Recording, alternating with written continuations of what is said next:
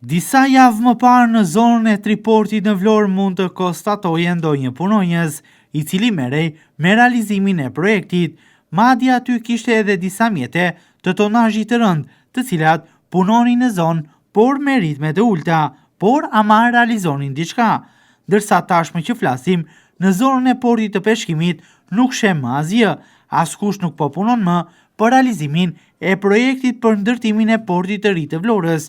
Mjetet e tonazhit të rënd janë larguar, ashtu siç janë larguar punëtorët që duhet të merreshin me realizimin e këtij projekti.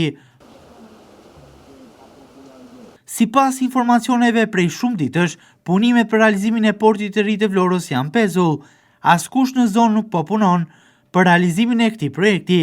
Ky projekt tashmë ka përfunduar edhe në SPAK, ku me sa duket, hetimi që do të nisë ky institucion ligjzbatues ka bllokuar punimet në zonë dhe do të vendoset se si do të vazhdohet në vazhdimsi me këtë çështje.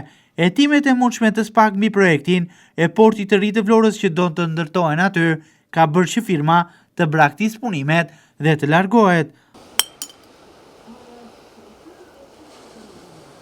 Në zonën e portit të peshkimit është bërë vetëm mbushja e një pjese të territorit të trases me çakëll, zhavor dhe gur të mëdhenj dhe vetëm kaq. Prej muajit janar të këtij viti dhe deri kohë më parë, kjo firmë e cila po realizon këtë projekt ka kryer vetëm këtë fazë minimale të punës dhe asgjë më tepër, pavarësisht se në bazë të kohës, por edhe relacioni fillestar të projektit, punimet duhet të kishin avancuar shumë më tepër.